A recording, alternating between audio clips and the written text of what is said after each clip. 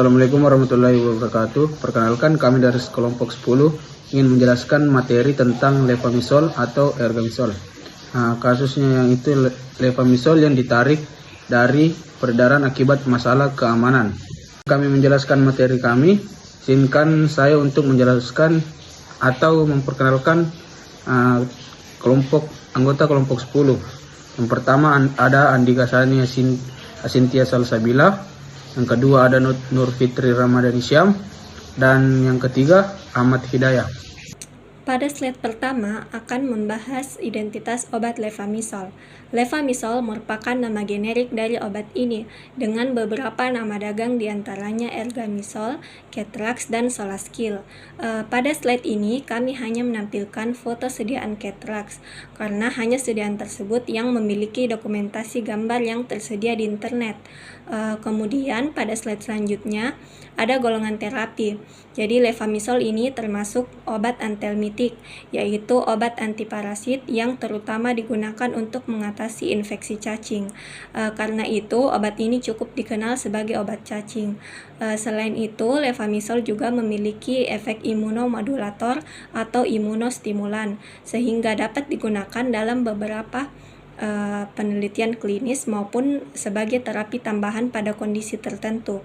Untuk indikasi awalnya, levamisol ini digunakan dalam pengobatan infeksi cacing usus seperti Ascariasis dan hookworm, biasanya dalam dosis tunggal secara oral.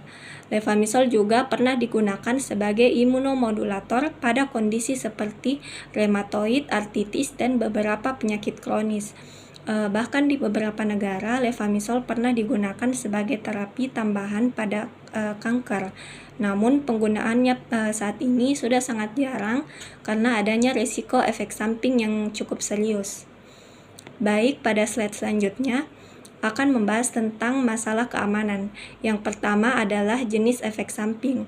Jadi berdasarkan data pharmacovigilance global dari database VGBS, levamisol ini dikaitkan dengan beberapa ADR yang cukup serius dibandingkan dengan obat lain. Efek samping yang dilaporkan itu cukup beragam, mulai dari gejala ringan seperti malaiase atau kelelahan, sakit kepala, dan gangguan gastrointestinal, hingga efek samping yang lebih berat seperti gangguan darah. Beberapa efek samping yang berat yang perlu diperhatikan antara lain itu ada organulositosis, leukopenia, dan trombositopenia yang merupakan gangguan pada sel darah dan dapat berakibat serius. Selain itu juga dilaporkan adanya vaskulitis, yaitu peradangan pembuluh darah. Pada gangguan neurologis seperti neuropati dan ensefalopati serta gangguan hati dan psikiatri. Karena variasi dan tingkat keparahan efek samping ini, penggunaan levamisol menjadi semakin dibatasi, terutama untuk penggunaan jangka panjang atau sebagai imunomodulator. Kemudian pada bagian KTD yang serius lebih sering dilaporkan ketika levamisol digunakan bukan sebagai obat cacing tunggal, melainkan untuk tujuan lain seperti imunomodulator atau dalam terapi kombinasi. Jadi sebaliknya pada penggunaan dosis yang tunggal untuk pengobatan cacing, profil keamanannya itu relatif lebih baik dibandingkan regimen penggunaan lain.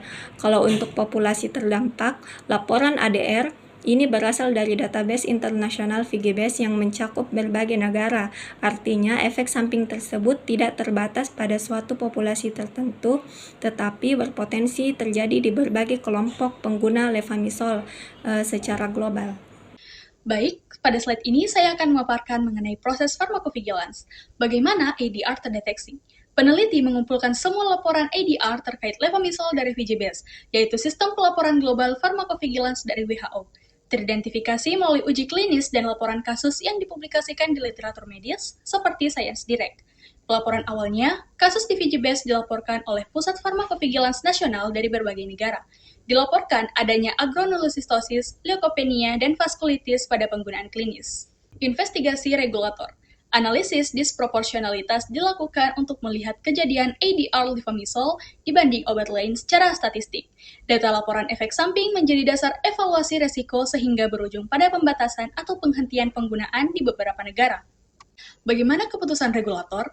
Jadi, levamisol ditarik dari pasar di Amerika Utara seperti di Amerika Serikat dan sebagian Eropa karena resiko ADR yang serius, seperti agranulocytosis, gangguan neurologis, dan pergeseran ke obat yang lebih aman. Nah, kemudian pembatasannya.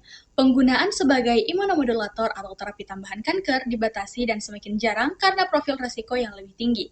Kemudian, masih digunakan terbatas sebagai antihelmintik dosis tunggal di beberapa negara.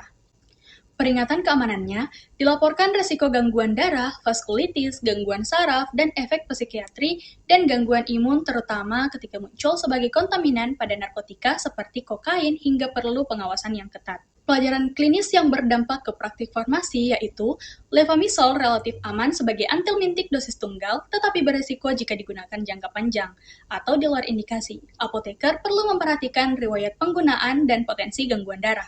Perlu hati-hati kalau levamisol dipakai di luar indikasi umumnya karena resiko ADR yang lebih tinggi. Mengawasi penggunaan obat melalui pelaporan dan analisis data penting untuk memastikan keselamatan pasien. Pelajaran klinis untuk pencegahan di masa depan yaitu penggunaan levamisol sebaiknya dibatasi pada regimen yang sudah aman, seperti single dose antihelmintik dan dengan pemantauan ADR yang ketat. Perlu monitoring ketat efek samping, edukasi penggunaan sesuai indikasi, serta pembatasan penggunaan pada indikasi yang lebih aman. Kesimpulan pada materi kali ini itu levamisol merupakan obat antihelmintik yang juga pernah digunakan sebagai imunomodulator. Namun data Pharmacovigilance Global atau VGBS, WHO dan literatur klinis dan PubMed Sentral serta Science Direct menunjukkan adanya risiko efek samping serius, terutama gangguan darah, neurologis, dan vaskulitas. Risiko meningkat pada penggunaan di luar indikasi atau jangka panjang, sehingga di beberapa negara penggunaan ditarik atau dibatasi dan kini lebih direkomendasikan hanya sebagai antihelmintik dosis tunggal dengan pemantauan yang ketat. Untuk referensi, kami menggunakan satu artikel penelitian utama dari tahun 2021 yang terindeks PubMed, serta referensi pendukung dari Science Direct tahun 2016. Kedua sumber ini merupakan sumber ilmiah terpercaya dan relevan dengan topik levamisol yang kami bahas. Itulah tadi penjelasan dari kelompok 10. Kurang lebihnya mohon dimaafkan. Wassalamualaikum warahmatullahi wabarakatuh.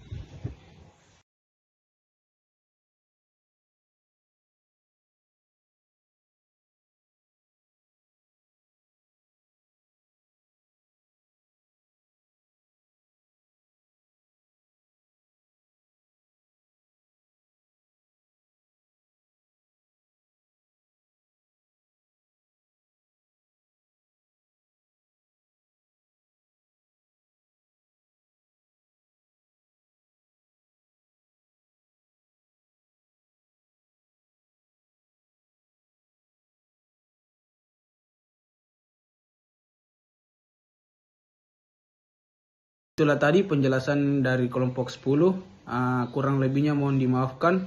Wassalamualaikum warahmatullahi wabarakatuh.